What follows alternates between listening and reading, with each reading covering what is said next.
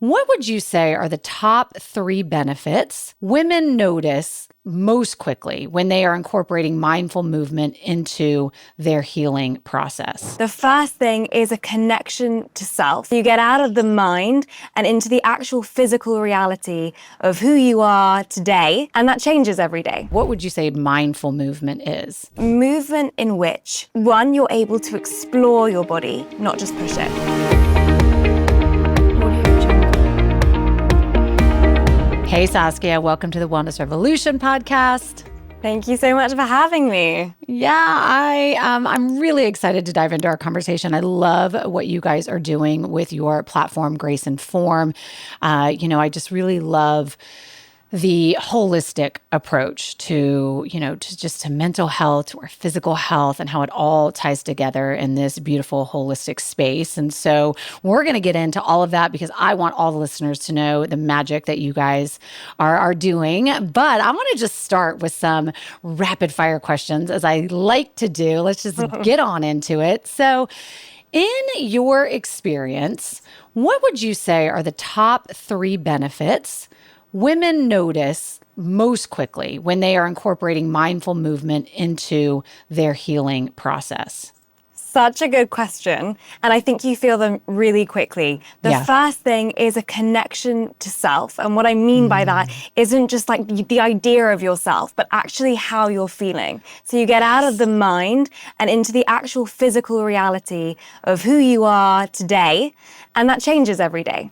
So that's number one. I think the second thing that you feel instantly is the need or the want or the desire to make different choices in your day just because you've moved. You move a little slower, you think a little bit more, and honestly, the days feel longer, which I think is something that we all want. Time is our most valuable, precious asset. And if we can extend it, how beautiful is that? And I think mindful movement, it slows down time and it allows you to stop thinking, when am I going to be done with this workout and on to the next thing? And actually, let me enjoy this hour of my time. It's for me. Yes. And then the third benefit is obviously how you feel.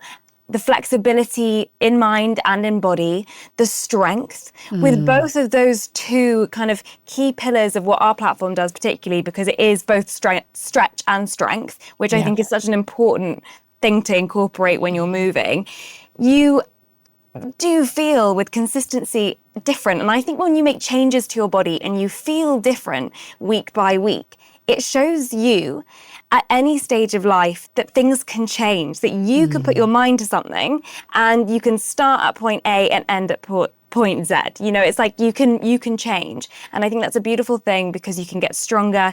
And with that in body, it also inspires it in mind. Oh, I love that so much. And I wholeheartedly agree. Before I dive into the next question, though, I just really would love for you to define for the listeners what mindful movement is. Because I know this was something that I learned later in life. My whole life, I've been an athlete, and I was a track runner, and I was always this like pound, go hard, hit workouts. And there's nothing wrong with any of those styles of workouts, but I can tell you, like, when I really started incorporating mindful movement into my workouts and also into strength workouts too, it changed the game for me. So I would just love for you to define, what would you say mindful movement is? Yeah, and it's such a great question because also I think the word mindful is both a really great word to use and one that every marketeer wants to use at this moment. So it's hard to know what it means, right? Yes. And I, similar to you, come from a background in sport. I used to be a ballet dancer, professional dancer, and doing ballet for years, that was my really my entire education. I saw a stark difference between dance, which is a form of exercise, and then going to the gym when I first made that transition and going to these classes because I felt that it was so quick and that there was almost like I left my body in order to kind of quickly go through the sequences. And it felt like more of a stressful endeavor than a relaxing, peaceful, rejuvenating one. So mindful movement to me is movement in which, one, you're able to explore your body, not just push it. And I say explore as in like really feel into how you're feeling, like I mentioned. So actually understand, and I don't just mean, oh, do I feel, a little sad today, I actually just mean that how do your muscles feel? Yes. Where's the tightness? Where are you feeling a little stronger? Because being aware of this is so important to actually how we choose to use our awareness in the outside world. So for me, mindful movement is a little slower normally to start off. So that's kind of like the breeding ground to really like understand how to use your mind in a relaxed way, but it's present. It's almost like it's resting in a state of awareness throughout the workout, scanning the body, being with it, and allowing yourself to stop gripping onto everything else outside. It's not like meditating because it can't be. We are actively thinking about things, but it brings that element in. It brings that piece in, and I think it's such a wonderful thing to be able to start using in your daily practice. Absolutely. And I think one of the biggest myths for sure that needs to be debunked is that I think a lot of women feel that you won't get results, like you won't get physical transformation unless you're pounding it and like work it, doing those style of workouts. Again, not knocking, I mean, those style of workouts, I still incorporate some of those workouts occasionally into my workout too, but you can have both for sure, see tremendous physical change in your body and also have that mindful movement practice. They go hand in hand. And I think what I have found is that, my body actually just feels better, especially at 45 years old, because I'm less injury prone because I'm focusing on how I feel and what feels good and listening to my body. And for so many women, we're trained pretty much, I think, our whole life, like push through the pain, don't listen to your body, don't, all of that stuff. So yeah, I'm a huge fan of bringing mindful movement in. And I think it's, another way to, if somebody's listening and doesn't really know how to incorporate that, and maybe a dance workout like we teach isn't quite the thing, I think learning a skill with a form of exercise is a great way to tap into that. So for example, obviously yoga there's many skills you can learn within that bring your mind into it too, but in a very peaceful, methodical way. Same with tennis, same with all these different things. So there is a way of kind of going past the idea that, oh, this workout doesn't sound good, I don't like yoga, or I don't like doing this, but actually another way to tap into that same space I think we're both talking about is through learning a skill and getting quite excited to really use your mind in a slow, methodical manner to get there. And that's another really lovely way to do it. I find it through dance, I find it through the workouts that we teach. I mean, have to say it's definitely mindful, but it's incredibly challenging. And for me, it's been like almost reclaiming my dance background in a way, because ballet is what you said. It's both incredibly mindful and peaceful, and for your mind, mentally, it can be really hard work. And so it's lovely just being able to almost like relish in the best parts of it. Yeah, absolutely. Absolutely. So if a woman could only make one change in her daily routine to support her healing, somebody who's maybe going through a difficult time right now, what would be your top recommendation? I think I would have one or one plus another, if you can have the time, which was 15 minutes of movement. And that could look like just putting music on and dancing, doing something out of your comfort zone, but this kind of connects you to a more playful part of yourself that I think we miss a lot. So there's the play element that I think is one of the most healing things that you can do. Just putting on some music and just letting yourself move. Doesn't have to be a workout that's constrictive. We want something that's expansive. Particularly if you're going through a hard time or you feel that there's a lot of pain for yourself in your body. And the other one I would say that goes neatly with that is actually just sitting down or lying down and trying to just take the thoughts away, or just let them kind of melt away, and just being with your body. And it can be really uncomfortable. And I think for all of us, whether we feel like we're in an active part of maybe pain in our lives, or maybe feeling more joyful right now, but under the surface, we all have so much stuff. The body holds the score, and in there can be quite messy sometimes, but allowing yourself to be with it and trying to not judge it for that is another way to, I think, reclaim the power over how we might be feeling by actually just letting it be and letting go of it. I love that so damn much. And I mean, that's exactly when, for me, when women ask they're feeling, very overwhelmed or feeling they're going through a really hard time. I mean, I wholeheartedly agree. Definitely getting quiet with yourself and just allowing yourself to be and feel your body and feel your emotions. But I love what you say too. But then also with that is allowing yourself to move without judgment and allowing that to be just it's such an expression, like just a moment in time where you can express yourself without fear of judgment, without fear of, anybody looking at you, like any of it. There's such power in that of just letting it go and energetically just shaking it all out.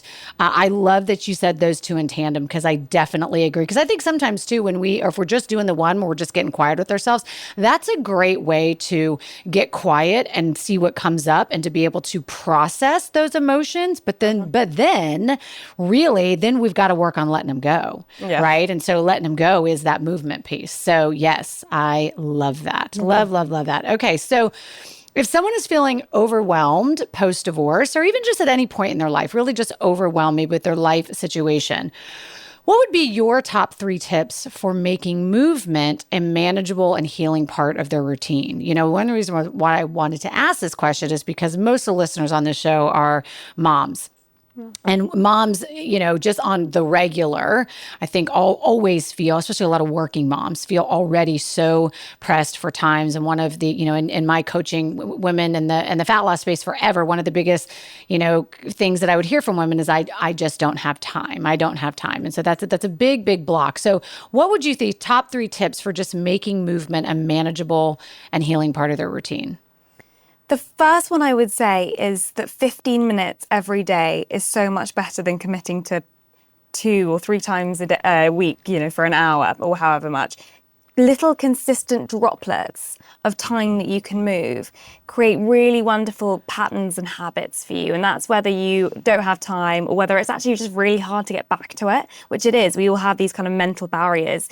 It can be at any stage of life. I mean, I certainly know I'll go away for a few weeks and my routine feels really hard to come back to sometimes. And just reminding myself that it doesn't have to be an hour, that actually 15 minutes of good movement is amazing and it's great and it will set me up so much better for my day. So carving it out. And I also love to just tell people you don't have to get into your gym kit, just stay in your PJs, stay in your pajamas, roll out the mat. A lot can be achieved there. Do a cozy workout. Like there can still be space and time for a workout to look slightly different and find a practice that you like doing at home. That's what we created with Grace and Form, but there are so many amazing platforms that can allow you both free and paid for, that can allow you to be at home and to move and flow in your own time for as much time as you have. So those would be some things, but I think the biggest thing that we all have is this pressure and expectation of ourselves to do more than is sometimes possible. We don't need to. 15 minutes, you go and do 15 minutes of a core sequence now, I promise you'll feel like you've done a workout. It won't feel like, shortchanged. It's in that time that we realize how much we can do in a short amount of time. Yeah, for sure. And I also love that advice too, because I think that is how you start to create habits, right? And so I think you're right. Like we're like, okay, I'm going to do 2-3 days. It's going to be an hour, but you're just doing what you can to like get it in. And it's not really a consistent part of your lifestyle. And so then sooner or later, there's going to be weeks that you miss it, or there's going to be, you fall off the wagon, right? And so I love the idea of just like, hey, let's just start with 15 minutes a day. And then let's do what you got to do to make that a habit and just a part of what you do. I always say with habits, it's like the goal of the habit is to get to the point where you're like, that's just what I do. That's just like brushing your teeth, right? Like that's just what I do. It's a part of my day. It's a part of my everyday. And when you break it down into more manageable sizes, like 15 minutes, then you can start building off it. Then it's like, okay, you know what? 15 minutes, I feel good. I have a little more time today. Maybe I can do 30 minutes or maybe I can do 25 minutes or whatever that looks like. So I think that's such an important piece of advice. I love that. It is. And I think like a good example I always kind of think back to is I do lots of kind of personal training virtually on the side of what I do because it just continues to teach me. But I often have mums coming back postpartum, and one that always comes to mind is she just couldn't do it. She didn't think she had the time. And we just started by, I would say to her, just hop on the Zoom. Let's just hop on the Zoom. Let's just chat for 5 minutes and then go. And then it would kind of turn into like, let's just do a little bit of stretching, and it would be 5 minutes. And then it slowly built up, because even post-baby, it wasn't just the time, it was just how she felt in herself. And it wasn't something she wanted to prioritize, but prioritizing rolling out your mat and sitting there for 2 minutes. And then, like you said, just building and building and building. And once you're there, naturally things will help you stay. So just starting by rolling out the mat and maybe doing a few stretches and then building it up from there. Because as you say, we want habits and we want little droplets in the day that make you feel better. And that is a really great way to come back to it. Yeah. Yeah. I mean, God, I even tell women, like, listen, if you're trying to get up in the morning and you just struggle to get out of bed, listen, just set the alarm. And I don't even care if you get out of bed. I don't even care. Let's just start by waking up. Okay. Lay in the bed. I don't care what you do. Then I want you to gradually work on just rolling out of the bed. Right. And then let's work on that. So yes. I love that. What is, last one here. What is the number one mistake that you see women make when they are trying to get going on a fitness program, and how can they avoid it? It's an interesting one. Depending on the program, particularly, I think that there are just certain workouts that don't work for our bodies, or I'll reframe, don't work if you don't have an instructor there helping you. So what I think is so important is that if you are taking a class, whether it be in person or online, you make sure it's at a pace that you understand what your body is doing. I think that from my ballet background, I've learned so much about the technique of movement. And when you're doing it right, you can have incredible benefits for your body. You're doing it wrong, it can really put you back. And not all teachers, understandably, are going to go into the kind of minutiae, all the details, because they haven't been taught it and they just love fitness. So making sure that if you go into a class, it feels good in your body, and you're not just pushing through because everybody else in the class is really fit and you've seen the results that it gets and everybody else loves it. Actually, you feel, if you just check in with yourself, that it's actually something that you can do sustainably, maintainably for your body, and it feels good. So I think it's a mistake I see often when clients of mine come back and they're injured because of the stuff they're doing outside, and we kind of talk through it. And often it's the quick classes, the HIIT classes. You need to have a base of foundational strength in order to go in there and be your own trainer. That's my biggest piece of advice. Have the basics first. Yeah. And what I was just going to tack on to that is, I think this is why I also think it's so important for somebody to really incorporate slower type, workouts like what you guys are doing at Grace and Form, or some yoga, or just straight Pilates or whatever, because even before you go and do those types of HIIT classes, if that's something that you like too, because people like those too, and that's great. But what I like about the slower classes, because it teaches you how to have mindful movement. It teaches you to have that mind-body connection. So then when you go to the faster paced class, you are used to already being in your body. And even in the higher paced classes, you understand that connection, which is going to prevent the injury, just like you said. Because I mean, a lot of times we're not listening to our body, especially if we don't not really sure, not confident on what we're doing, and then that's when the injuries happen. So yeah, that's awesome advice.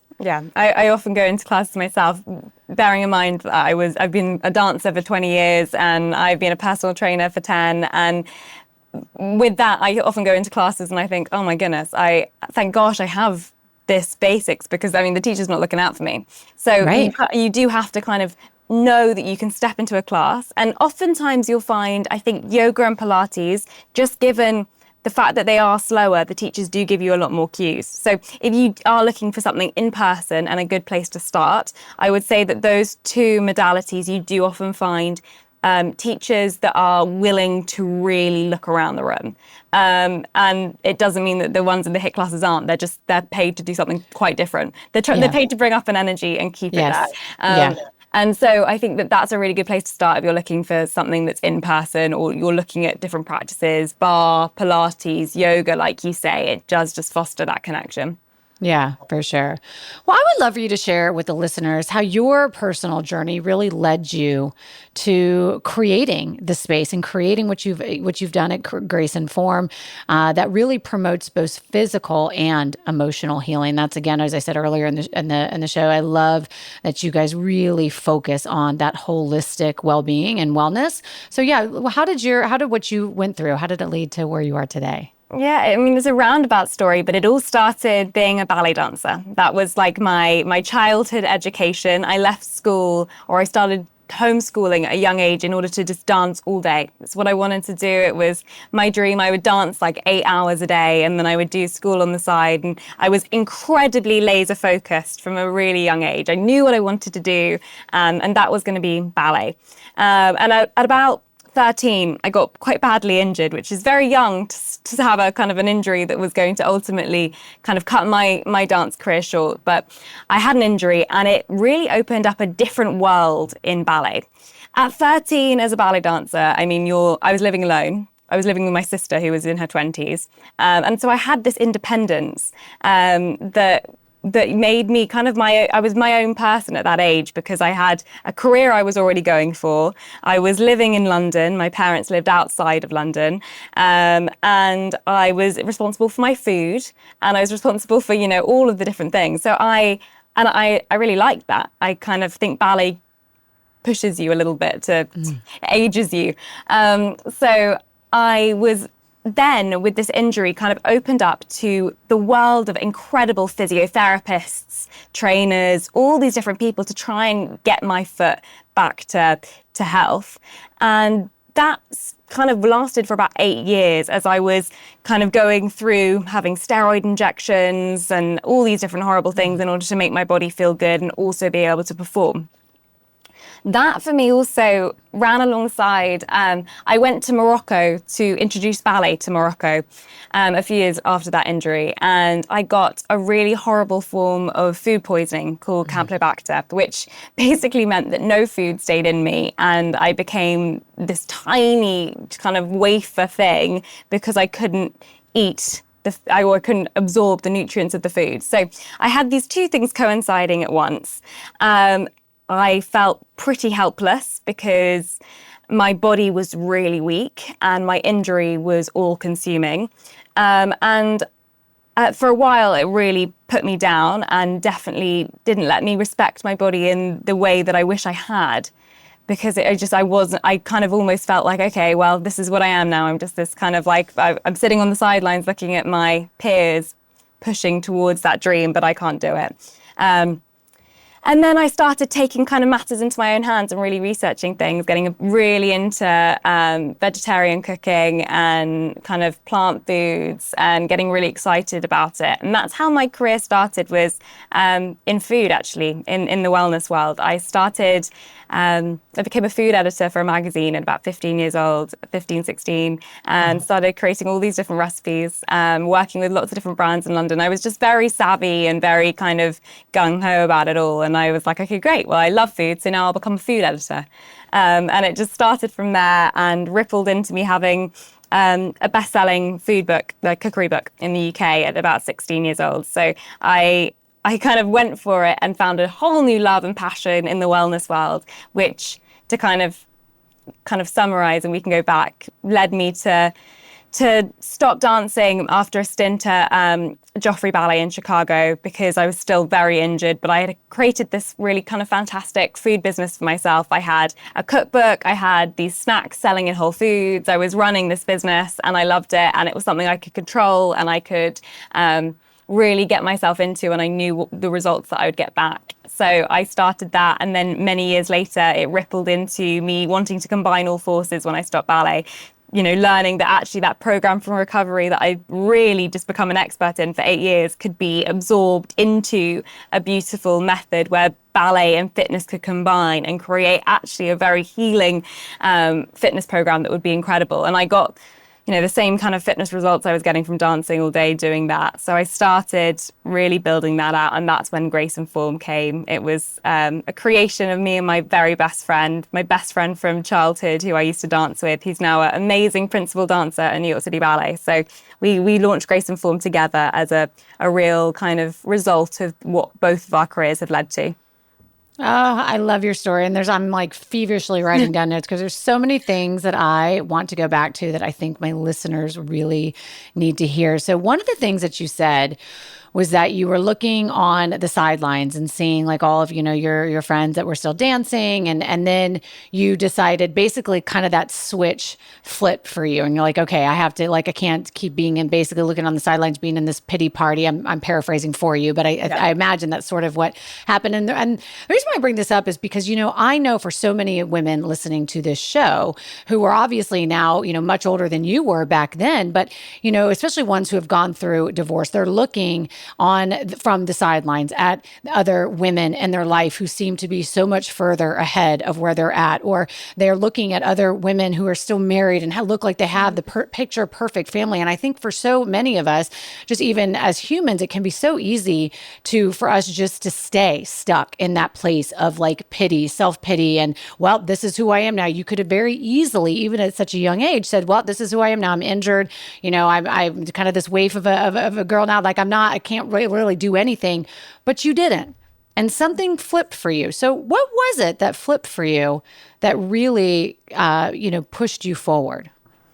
Yeah, and it's an interesting one because, of course, sitting there and realizing that everybody, there's an element of jealousy in that when you look at other people. There's also an element of, okay, well, what's going to happen to me, right? You're just giving up control. And sometimes things are out of our control. But what I realized in that moment was there are things that I can be doing. I can be doing things for myself to make me feel better. So there was this switch, and it really came through being open to reading things and learning, which I think we can all be a little stuck at any age that we know what we know and we don't need to know more. And at that point, I started reading a book, actually. I read a couple of books around the healing properties of food. And for me, that was a huge turning point, and probably even bigger than I described, because as a young ballet dancer, food was, to be honest with you, the enemy. It was kind of, it was in that stage, particularly back then, different now, there are more conversations around it. It was more about, what didn't you eat than what were you going to choose to eat. And so it definitely rocked me a little bit, because I was thinking, okay, this isn't just me taking matters into my own hands in terms of really deciding about my healing, which I think the reason I did that was that I was just bored of wallowing. It's just really what it was. I was bored of wallowing, and I had a dream and I had a hope for myself. And I knew that if I really thought about who I was, I'm somebody that figures it out. And I like solutions. So that was the thing that kind of prompted me to do the switch. But then it was just learning and reading until I felt like I understood a route for me. So not closing it off when I was looking at other things. And that's when I started, and I experimented in a small way. I just started by actually incorporating foods like, ginger and turmeric and more greens and things with lots of iron, into my diet. I really kind of went down a path of then trying to make food and nutrition and just kind of eating all the colors of the rainbow and getting all the nutrients in, something that was fun and exciting for me to do. And I realized in that the importance of still having creativity when I was kind of stuck creatively in dance. So food became my creative outlet. And from there, I kind of found something that I really loved, and was also doing me a lot of good. So I think that when we're stuck, finding the perfect answer isn't always going to be in that moment. But if you find lots of tiny little decisions that feel good, all of a sudden you've moved quite far away from the problem. Yes, I love it. And I love that you said that, like, I just kept reading until I found the solution for me, right? And so for you, like that micro action, I talk to women all the time who are stuck about taking micro action. And for you, it sounds like how you started was just the micro action for you was just start diving into the reading and the research and just learning more and more. And the way that it went from there, obviously, is, it's incredible. Now, the other thing that strikes me so I mean, I'm just blown away by your story that really, if I'm understanding this correctly, by under the age of 20, you had a best-selling cookbook in the UK.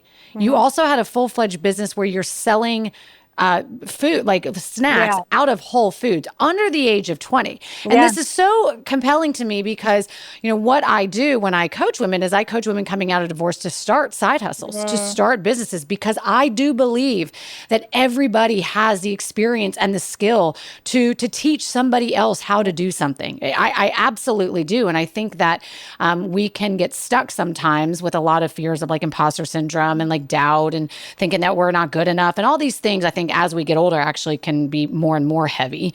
But you at the age of under 20, like 15 years old, like Yeah. were your parents entrepreneurs, or like, how did you even be like, how did you even have the confidence to do that? And kind of like the wherewithal to know that that was your path and get that rolling to become an entrepreneur. It's incredible. Yeah, it's a very crazy story, but I think that what it will hark back to is just that if we can all tap into that kind of childhood naivety, we'll go so much further. And that's what I reflect on now. But at 15, 16, I was injured, as I said. I had months where I would kind of be dancing for a week and then I'd be off for 3 months, and it was just painful. And my sister had started a magazine. She'd left Vogue. She worked at Vogue. She started a magazine that's still to this day around. It's called Hip and Healthy. And I pitched to her when I got into doing the food. Actually, it goes back to I was writing for a magazine that she'd referred me to. So it started there. So I already knew that I could get paid for work that I wasn't at all qualified to do. So I already had the experience that I could write for a magazine, get paid each month, and that was great. And then my sister set up her own magazine, and I quickly pitched that I'd love to come on as food editor because I gave her all these brilliant reasons that I thought it would be fantastic if it was me. And at that point, she didn't have the food element. They were heavily focused on health and travel. And so she said, why not? Like, give it a go. I brought on really big brands. We were doing really interesting, different launches. And I learned on the job completely. And I think ballet, you're constantly learning in dance. And I put that same mindset of just, okay, how do I do it? Right, I'll do it like this. Great, I've got it. And so I started there. And then I did a kind of a digital ebook with Hip and Healthy, full of recipes. We sold that. We started going into meetings with kind of book publishers then. And then I had all these ideas, and I realized that actually I was then limited because I was working for someone else. So I started my own thing at that point, and I had really quick goals. I knew I wanted to launch a blog, and I knew that for credibility and to get a book deal, I needed it to have an award. So I quickly launched it. I put all of my money and savings from that first book that we'd launched online into it, created a really beautiful website and platform, and within the first 6 months had won an award, one of the big, it was called a Good Web Guide Award, which is a big web awards in London, in the youth category. But of course, it then let me go to publishers saying I ran an award-winning blog. So it was all just kind of flying with it and running with it and blagging my way through it. But what I love and what I really want the listeners to hear, though, because somebody listening to that might still be like, wow, that's a lot, but I don't know that I don't know that I'm capable of that. And that's absolutely not true. We, especially as women, we are so more capable than we think. But what I love about, and really the takeaway that I want the listeners to hear, is the theme that I hear that keeps coming up that you say is the learning phase of it. Is that you are constantly learning. You are constantly learning and figuring it out. And you have that mindset of, I want it, I'm going to figure it out, and I'm going to do it. Right. And having that level of commitment is why you're such a successful. I mean, I know there's lots of other reasons why you're a successful entrepreneur, but that is what I can see. And I think that that's so important, the learning phase. And the learning piece of the other thing that I heard, and actually your sister said it, but I was already thinking about it too, is that you really have this, and I think we miss this a lot of times, you have this why not mindset as opposed to, like, I can't do it. Why not? Why not? right? And that is what I think sometimes, and I know you attribute it to being young and maybe not being as jaded or as affected, maybe as some of us as we age. But like, I just really want the listeners to hear and get back to that mindset of why not? Yeah, and Right? I think I attribute it to being young, but I now always think back to those qualities as ones that I really want to keep because they make me making better, bigger decisions in my life today. Yeah. Because at that time, I even thought about it then, at that point, I was getting interviewed by lots of different publications. My book was a bestseller. So it was, and I remember at that point, the answer as well would have been, I have the naivety to do it. So I just went for it. And that answer that I gave at that time, I still think about now. But at that point, I thought I'd always have it because I had it then. But now it's a practice because the world has gone and told me that sometimes things don't work out and that life can be painful. And sometimes you go for things and you don't get them. So the mindset I had then naturally is now something I work every day to try and foster. And I didn't think it would be the case then because I remember so clearly thinking it was a special, unique thing I had, which was like okay, I got it, I'm bold and I'll go for it. But now, years later, I know that there's many projects I've tried and they haven't worked. And sometimes I get stumped on new projects because I just keep on thinking about it. And then it doesn't go anywhere months later. And I realize in those moments that it's because I'm doubting what I'm capable of, that actually time has scarred that quality. And so I try to all the time when I'm making decisions with my team in particular, we just always try to go back to, okay, what could we do? Let's not talk about the problems. Let's not talk about why it might not work. Like, what could we do? What would we like to do? And don't you think, and I can't help but think what was coming up for me as you're talking about this, because I've seen this in my own life. Don't you think, though, that the training that you've gone through with really incorporating mindfulness into everything that you do, meaning on the mat, right? And like in your movement too, and also taking that time for you to be quiet off the mat with yourself. Would you not say that has not now just really kind of infiltrated the way you just show up in life with everything? Yeah. Completely. Right? And it's a continual practice. Like I'm constantly finding new areas that it affects in my day and my mind. For me, one of the big things that I find is this life is such a funny thing and we're all trying to both find the answers about it and avoid them because they're both scary and fascinating. And I think the one thing that it does give you is this sense of just kind of play. And I think that can also go into your decisions. It's a much more playful decision to think you can do it all than it is to think that you can't do it at all because there's all these kind of limiting factors and beliefs. And so there is a way of kind of becoming more in touch with yourself and slowing down, I think also opens up, just like we were talking about the duality of lying down and taking a moment for yourself and dancing. I think the two things go hand in hand. And so really coming to the mat, doing that slow work, I think opens you up to give and receive in a different way. Absolutely. And I know for me, being able and learning the practice, because that's what I really want people to understand and hear is that incorporating that kind of mindful movement, it is a practice, right? It is a practice, just like they say meditation is a practice.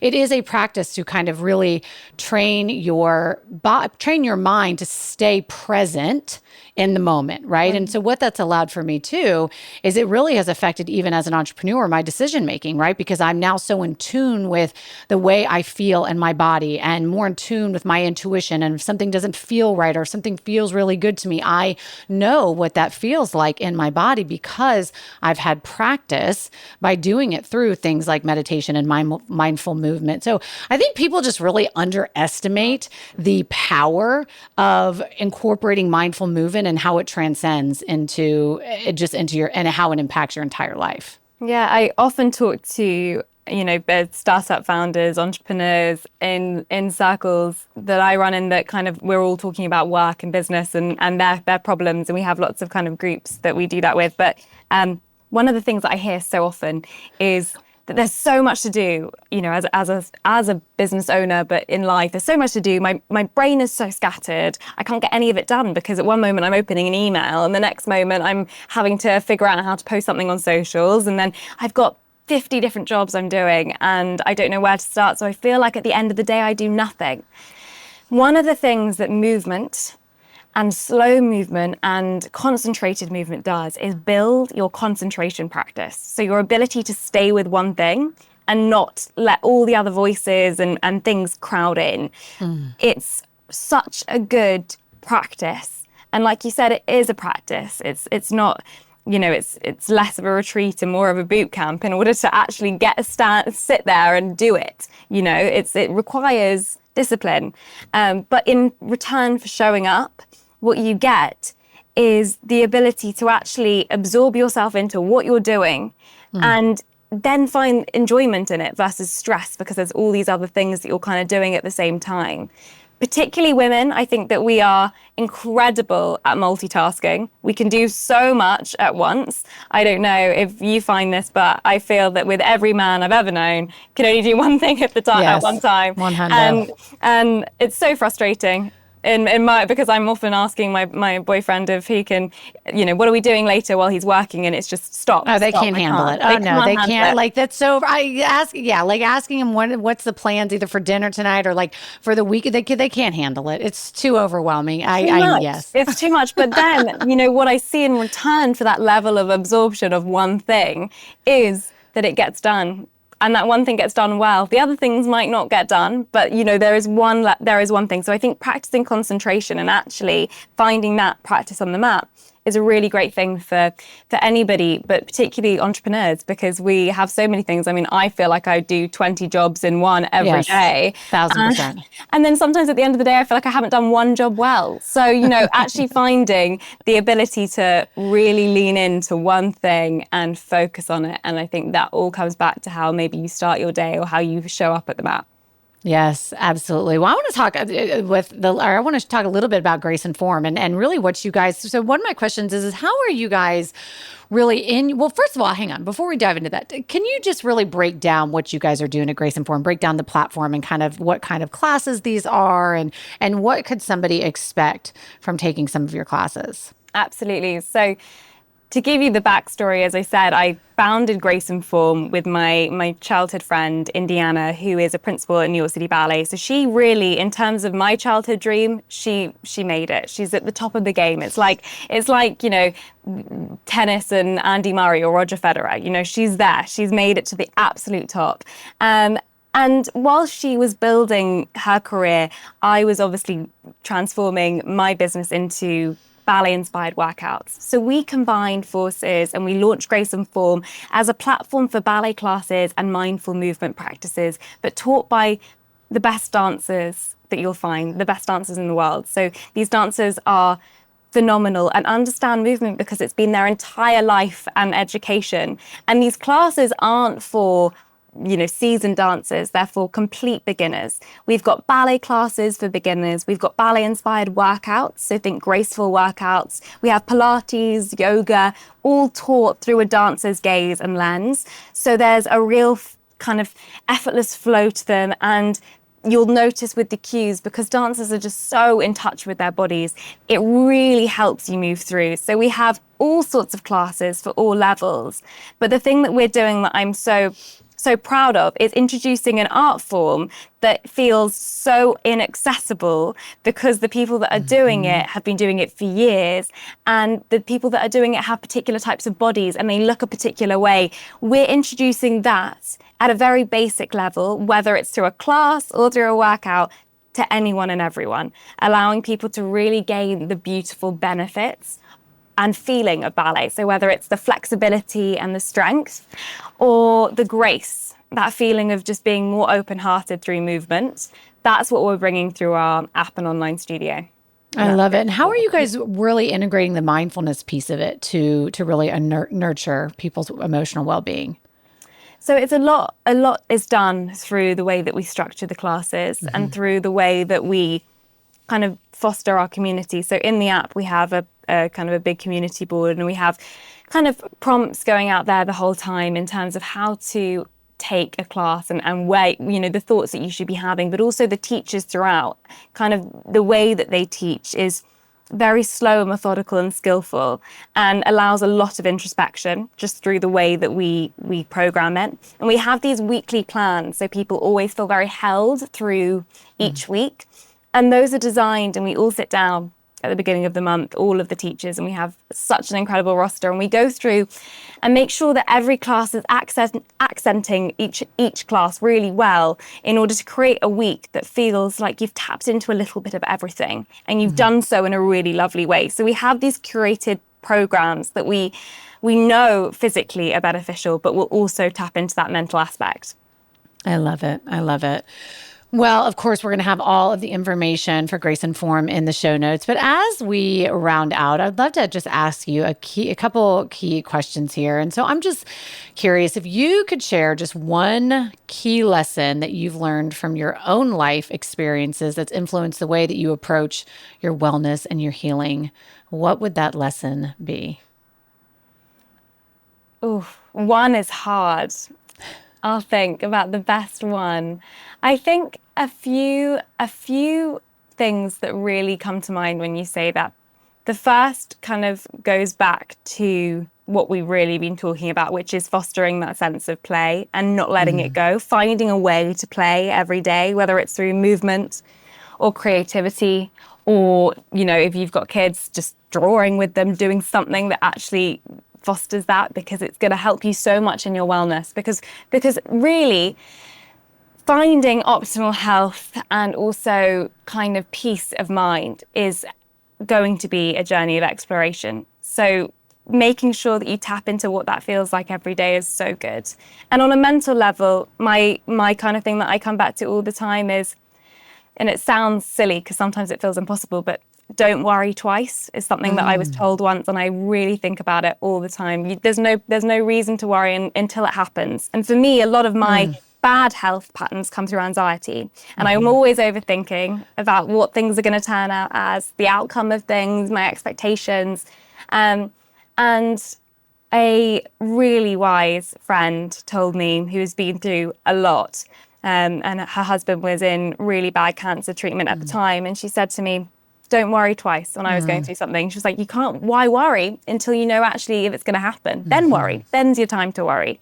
And I always think about that, because obviously I had these thoughts and I just go, this hasn't happened, so worry when it does. That's exactly right. God, we can spend so much energy worrying about stuff that never happens. And it's just what a waste, what a waste of energy. So I totally agree with that. Well, last one is, what is one key takeaway that you hope women on their healing journey will gain from incorporating ballet and movement into their lives? I hope that they will feel a sense of freedom through movement versus a need to make your body look a certain way. Dance, mindful movement, getting to the mat, doing things like Pilates and yoga is a way to explore yourself and not punish yourself. And I think sometimes movement for people can feel like the latter. It can feel like something that they need to do in order to look a certain way, in order to feel a certain way, but the space that they come to it at isn't a space of love for themselves. It's almost a space of punishment. So I hope through this form of movement, you can find something that you actually feel like you want the time to go slower. You want to breathe into it because it's actually time for you. So I want people to be able to come to the mat and reclaim the movement that they're doing as something that they enjoy and they love, and they feel through the journey, not just the destination, that they're really enjoying it. I love that so much. Thank you so much for sharing your story today and just dropping your nuggets of wisdom. I so appreciate you. I'm so impressed by your story. And where can the listeners find out more about you, and where can they find out more about the classes at Grace Inform? Of course. So Grace Inform, Google, Instagram, wherever. And for me, my Instagram is naturally.sassy. I love that. Yes, girl. Oh my God. Thank you so much for being here. I appreciate you. Thanks, Amber. Been great.